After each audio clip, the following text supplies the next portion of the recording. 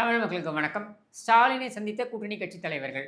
அதாவது 3 நாட்கள் வியாதிக்கு 30 நாள் விசாரிப்பு அப்படின்ற நாடகம் நடந்துக்கிட்டு இருக்கு இல்லையா? ஊரில் போகிறவங்க வரவனெல்லாம் ஃபோன் பண்ணி ஸ்டாலினை விசாரிச்சிருங்க, ஸ்டாலினை விசாரிச்சிருங்க அப்படின்னு ஐஏஎஸ், ஐபிஎஸ் அதிகாரிகள் முழு நேர வேலையாக இதைத்தான் செய்து கொண்டிருக்கிறார்கள். அதை விளம்பரப்படுத்த வேண்டியது. அதாவது ஸ்டாலின் ஒரு மாபெரும் தலைவர் என்பதை பறைசாற்ற வேண்டுமா? என்ன சரியா?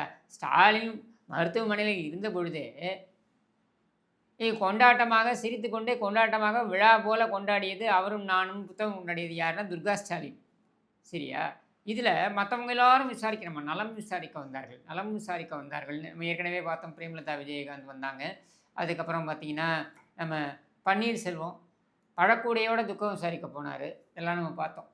இப்போ அந்த வரிசையில் பார்த்திங்கனாக்கா இன்றைக்கி கம்யூனிஸ்ட் தலைவர்கள், அதுக்கப்புறம் திருமாவளவன், இவங்களையெல்லாம் எல்லாம் செட் ப்ராப்பர்ட்டி, திமுகவுடைய செட் ப்ராப்பர்ட்டி, தொங்கு சதைகள், இவர்களெல்லாம் விசாரிக்க போய் சென்றிருக்கிறார்கள் அப்படின்னு ஸ்டாலின் ட்வீட் போடுகிறார். என்னை நலன் விசாரிக்க வந்தார்கள்ன்ட்டு. இவங்க என்ன பண்ணுறாங்க? ஸ்டாலினை பார்த்து விட்டு வெளியே வந்து இவர்கள் என்ன கருத்து சொல்கிறார்கள் என்றால், நாங்கள் எல்லோரும் ஆணவ படுகொலைகள், தமிழகத்தில் அதிகரித்து வருகின்ற சாதி ஆணவ படுகொலைகள் குறித்து அவரிடம் வந்து எங்களுடைய ஆதங்கத்தை தெரிவிப்பதற்காக சென்றோம்னு சொல்கிறாங்க. ஆனால் அது குறித்து எந்த விதமான கருத்தும் தெரிவிக்கல. நலம் விசாரிக்க வந்தாங்க, போனாங்க அப்படின்னு ஸ்டாலின் சொல்கிறாப்புல. இதை விட ஒரு அவமானம், அசிங்கம் இருக்க வேண்டுமா இவர்களுக்கு? ஆனாலும் துடைச்சி போட்டுக்கிட்டு, அதாவது நாஞ்சில் சம்பத் சொல்வார் இல்லையா ஒரு பேட்டியில், துப்பினா துடைச்சிக்குவோம் அப்படின்ட்டு, அந்த மாதிரி துப்பினாலும் துடைத்து கொண்டு போவார்கள். ஏனென்றால் இந்த 2 உண்டி குலுக்கிகள் யார்? இந்த கம்யூனிஸ்டுகள். இவர்கள் இருவரும் வந்து 10 கோடிக்கும் 15 கோடிக்கும் விலை போனவர்கள். இன்னும் ஒரு 15 கோடி கொடுத்தால் மேலே போட்டுக்கூடிய சமா அப்படி இன்னொரு 15 கோடியோ 20 கோடியோ கொடுத்தால் அதை வாங்கி கொண்டு கொடுத்த சீட்டுகளுக்கு நாங்கள் நிற்கிறோம் என்று போகக்கூடியவர்கள் தான் இவர்கள். இவர்களுக்கு கொள்கையும் கிடையாது, கோட்பாடும் கிடையாது, ஒரு கருணாநிதியும் கிடையாது. அதே மாதிரி நம்ம பிளாஸ்டிக் சேர் புகழ் திருமாவளவன் எடுத்துக்கிட்டிங்கனாக்கா, திருமாவளவன் வந்து திமுகவுடைய கட்ட பஞ்சாயத்து ஏஜெண்ட். அதற்கு மேல் அவரை பற்றி சொல்வதற்கு எதுவுமே கிடையாது. கட்ட பஞ்சாயத்து எங்கேயாவது செய்யணுமா, திருமாவளவன் அனுப்பி வைக்கப்படுவார். திருமாவளவனை வைத்து கொண்டிருந்தால் தான் காங்கிரஸ் ஒட்டி கொண்டிருக்கும் என்பதனால் திருமாவளவன் ஒட்டி கொண்டிருப்பார். இவர்களாக பார்த்து 4 சீட்டோ 2 சீட்டோ இவர்கள் தூக்கி எறிவதை கவி கொண்டு போவார் திருமாவளவன் அப்படின்ற நிலையில தான் அவர் இருக்கிறார் என்று நான் சொல்லவில்லை. விசிகாவுடைய அடிமட்ட தொண்டர்களே அதான் சொல்கிறாங்க. எங்கள் ஏரியாவில் இருக்க விசிகா தொண்டர்களே தான் சொல்கிறாங்க. திருமா சார் வேணும்னா அசோக் நகர் வாங்க, உங்கள் அடிமட்ட தொண்டர்கள் என்ன பேசுகிறாங்கன்றதை கேட்டுக்கோங்க. நானே அந்த பசங்களை உங்கள் முன்னாடி கூப்பிட்டு வரேன். அந்த பசங்க பயப்பட மாட்டாங்க.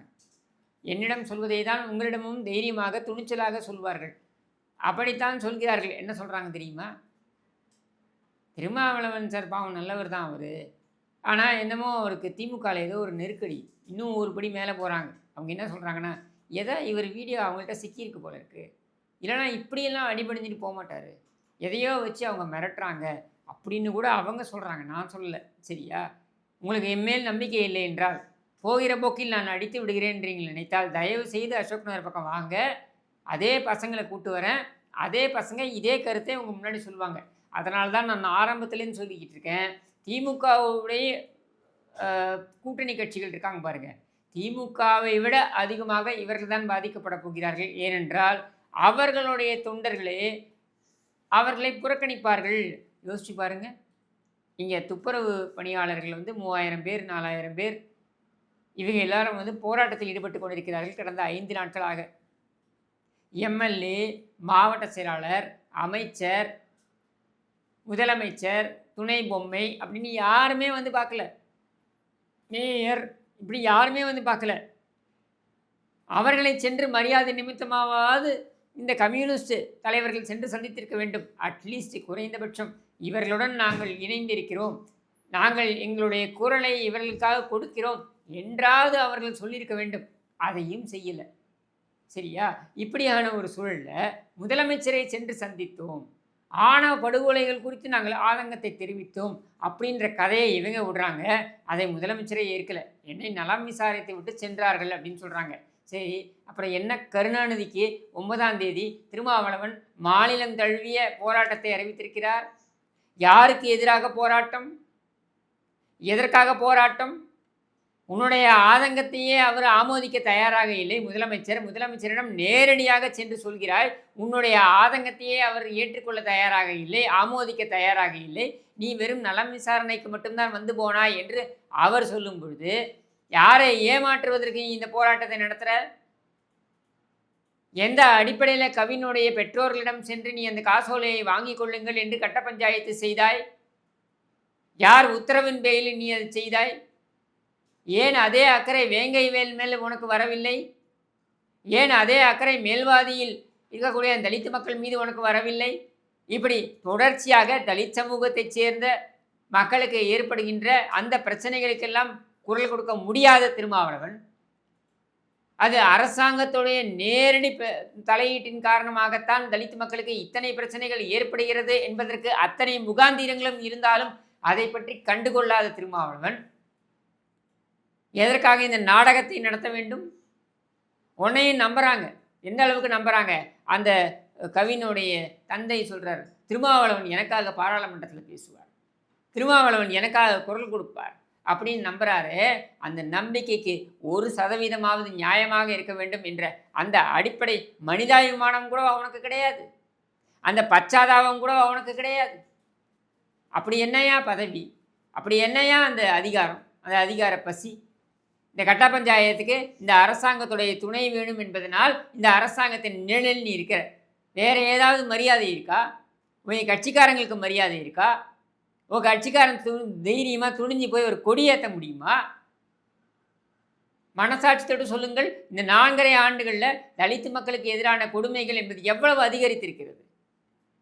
இதை பற்றி பேசுவதற்கு திருமாவளவனுக்கு துணிச்சல் இருக்கா? குறைந்தபட்சம் விவாத பொருளாக்குவதற்காக துணிச்சல் இருக்கா?